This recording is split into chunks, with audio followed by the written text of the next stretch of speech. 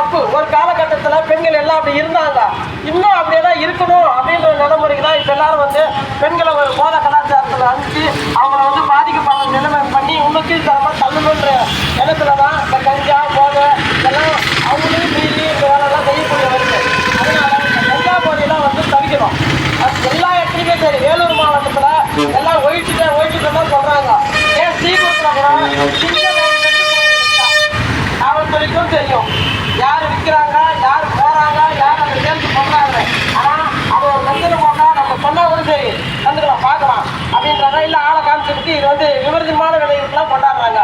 சொல்லதான் முடியும் இதை விற்கிறாங்க நீங்க பாருங்கன்னு. ஆனா அது கிடையாது. அது மாதிரி நடவடிக்கை எடுக்க மாட்டேங்கிறாங்க. அவர் எப்படி சொல்ல போறாரு, ஹைகோர்ட் வெக்கில் விட போக மாட்டாரு. அது மாதிரி கஞ்சா வைக்கிறது அவ்வளோ பெருசாமா போறாரு. அந்த மதிப்பு கூட ஒரு சாமானிய ஏழை மக்களுக்கு கிடையாது. அப்ப அந்த கஞ்சா சின்ன பிள்ளைங்களுக்கெல்லாம் கொடுக்குறாங்க. அது இந்த போதையில கண்ணாடி வச்சு தாய் மேலே விழுதா இல்லை அக்கா தங்கச்சி மேலே விழுதானே தெரியல. ஏன்னா அவங்களையும் மீறி தான் அந்த வேலை நடக்குது. அப்போ அந்த